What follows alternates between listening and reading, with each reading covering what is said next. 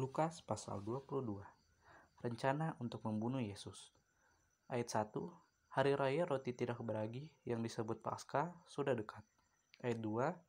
Imam-imam kepala dan ahli-ahli Taurat mencari jalan bagaimana mereka dapat membunuh Yesus sebab mereka takut kepada orang banyak. Yudas mengkhianati Yesus. Ayat 3. Maka masuklah iblis ke dalam Yudas yang bernama Iskariot, seorang dari ke-12 murid itu. Ayat 4. Lalu pergilah Yudas kepada imam-imam kepala dan kepala-kepala pengawal bait Allah dan berunding dengan mereka bagaimana ia dapat menyerahkan Yesus kepada mereka. Ayat 5. Mereka sangat gembira dan bermufakat untuk memberikan sejumlah uang kepadanya. Ayat 6.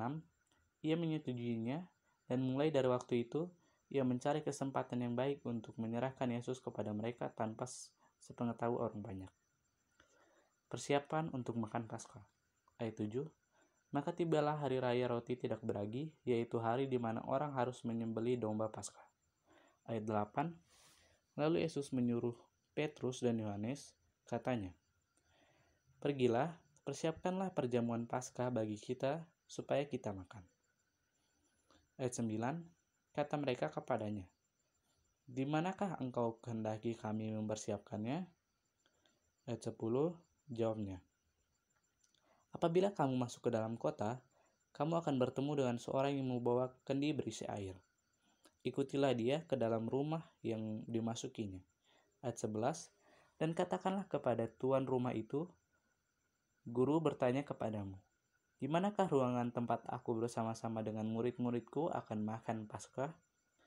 Ayat 12. Lalu orang itu akan menunjukkan kepadamu sebuah ruangan atas yang besar yang sudah lengkap, disitulah kamu harus mempersiapkannya. Ayat 13. Maka berangkatlah mereka dan mereka mendapati semua seperti yang dikatakan Yesus kepada mereka. Lalu mereka mempersiapkan Paskah. Penetapan perjamuan malam. Ayat 14. Ketika tiba saatnya, Yesus duduk makan bersama-sama dengan rasul-rasulnya. Ayat 15. Katanya kepada mereka, "Aku sangat rindu makan Paskah ini bersama-sama dengan kamu sebelum aku menderita." Ayat 16. Sebab aku berkata kepadamu, aku tidak akan memakannya lagi sampai ia beroleh kegenapannya dalam kerajaan Allah. Ayat 17. Kemudian ia mengambil sebuah cawan mengucap syukur, lalu berkata, "Ambillah ini dan bagikanlah di antara kamu." Ayat 18. Sebab aku berkata kepada kamu, mulai dari sekarang ini aku tidak akan minum lagi hasil pokok anggur sampai kerajaan Allah telah datang. Ayat 19. Lalu ia mengambil roti, mengucap syukur, memecahkannya, dan memberikan kepada mereka, katanya, "Inilah tubuhku yang diserahkan bagi kamu. Perbuatlah ini menjadi peringatan akan aku." Ayat 20. Demikianlah juga dibuatnya dengan cawan sesudah makan. Ia berkata, "Cawan ini adalah perjanjian baru oleh darahku, yang ditumpahkan bagi kamu." Ayat 21. Tetapi, lihat tangan orang yang menyerahkan aku, ada bersama dengan aku di meja ini. Ayat 22. Sebab anak manusia memang akan pergi seperti yang telah ditetapkan, akan tetapi celakalah orang yang olehnya diserahkan. Ayat 23.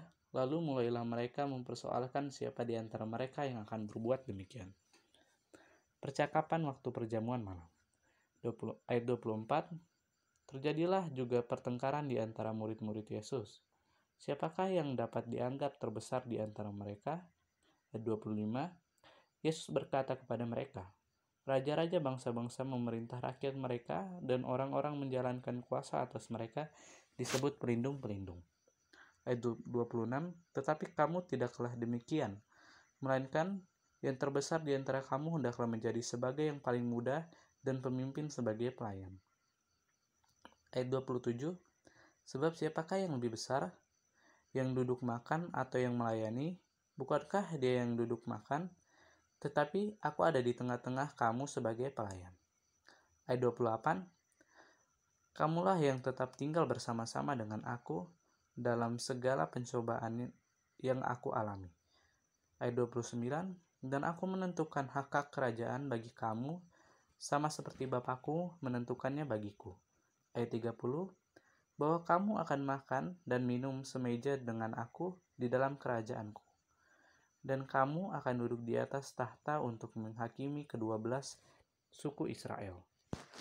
Ayat 31, Simon, Simon, lihat iblis telah menuntut untuk menampi kamu seperti gandum. Ayat 32, tetapi aku telah berdoa untuk engkau supaya imanmu jangan gugur. Dan engkau, jikalau engkau sudah insaf, kuatkanlah saudara-saudaramu. Ayat 33, jawab Petrus, Tuhan, aku bersedia masuk penjara dan mati bersama-sama dengan engkau. Ayat 34, tetapi Yesus berkata, aku berkata kepadamu, Petrus, hari ini ayam tidak akan berkokok sebelum engkau 3 kali menyangkal bahwa engkau mengenal aku. Ayat 35, lalu ia berkata kepada mereka, ketika aku mengutus kamu dengan tiada membawa pundi-pundi, bekal, dan kasut, adakah kamu kekurangan apa-apa? Ayat 36, jawab mereka, satu pun tidak. Katanya kepada mereka, tetapi sekarang ini, siapa yang mempunyai pundi-pundi, hendaklah ia membawanya, demikian juga yang mempunyai bekal, dan siapa yang tidak mempunyai, hendaklah ia menjual jubahnya dan membeli pedang. Ayat 37, sebab aku berkata kepada kamu, bahwa nas kitab suci ini harus digenapi kepadaku. Ia akan terhitung di antara pemberontak-pemberontak, sebab apa yang tertulis antara aku sedang digenapi. Ayat 38, kata mereka, Tuhan, ini 2 pedang. Jawabnya, sudah cukup. Di Taman Getsemani. Ayat 39, lalu pergilah Yesus keluar kota, dan sebagaimana biasa ia menuju Bukit Zaitun, murid-muridnya juga mengikuti dia. Ayat 40, setelah tiba di tempat itu, ia berkata kepada mereka, berdoalah supaya kamu jangan jatuh ke dalam pencobaan. Ayat 41, kemudian ia menjauhkan diri dari mereka kira-kira sepelempar batu jaraknya. Lalu ia berlutut dan berdoa katanya. Ayat 42, ya Bapakku, jikalau engkau mau ambillah cawan ini daripadaku, tetapi bukanlah kehendakku, melainkan kehendakmu-lah yang terjadi. Ayat 43, maka seorang malaikat dari langit menampakkan diri kepadanya untuk memberi kekuatan kepadanya. Ayat 44, ia sangat ketakutan dan makin bersungguh-sungguh berdoa. Peluhnya menjadi seperti titik-titik darah yang bertetesan ke tanah. Ayat 45, lalu ia bangkit dari doanya dan kembali kepada murid-muridnya, tetapi ia mendapati mereka sedang tidur karena duka cita. Ayat 46, katanya kepada mereka, mengapa kamu tidur? Bangunlah dan berdoalah supaya kamu jangan jatuh ke dalam pencobaan. Yesus ditangkap. Ayat 47, waktu Yesus masih berbicara, datanglah serombongan orang, sedang muridnya yang bernama Yudas, seorang dari ke-12 murid itu berjalan di depan mereka. Yudas mendekati Yesus untuk menciumnya. Ayat 48, maka kata Yesus kepadanya, hai Yudas, engkau menyerahkan anak manusia dengan ciuman?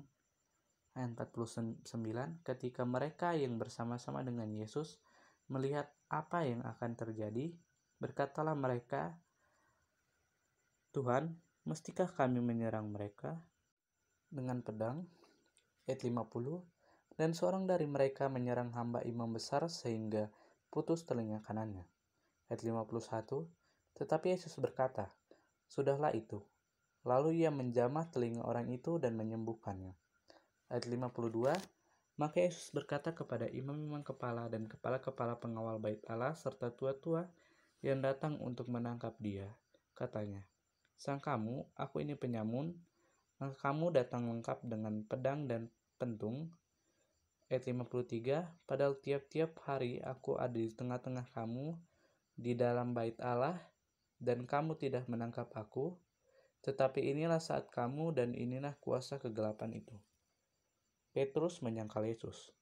Ayat 54, lalu Yesus ditangkap dan dibawa dari tempat itu.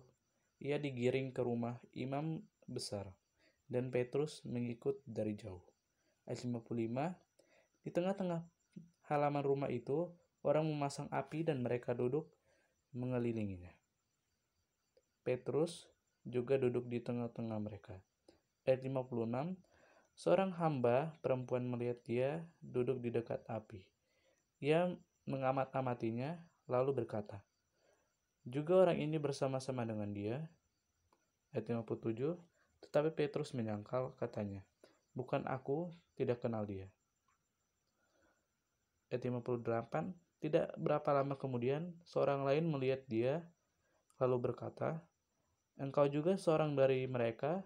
Tetapi Petrus berkata, bukan, aku tidak. Ayat 59, dan kira-kira sejam kemudian seorang lain berkata dengan tegas, sungguh, orang ini juga bersama-sama dengan dia, sebab ia juga orang Galilea. Ayat 60, tetapi Petrus berkata, bukan, aku tidak tahu apa yang engkau katakan. Seketika itu juga, sementara ia berkata, berkokoklah ayam. Ayat 61, lalu berpalinglah Tuhan memandang Petrus. Maka teringatlah Petrus bahwa Tuhan telah berkata kepadanya, sebelum ayam berkokok pada hari ini, engkau telah 3 kali menyangkal aku. Ayat 62, lalu ia pergi keluar dan menangis dengan sedihnya. Yesus di hadapan mahkamah agama.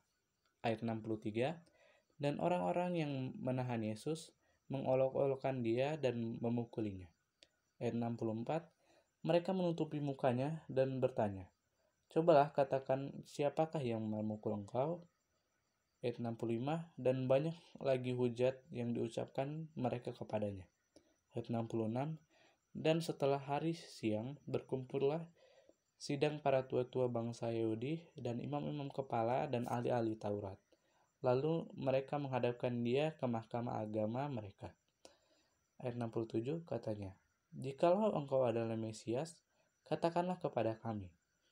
Jawab Yesus, sekalipun aku mengatakannya kepada kamu, namun kamu tidak akan percaya.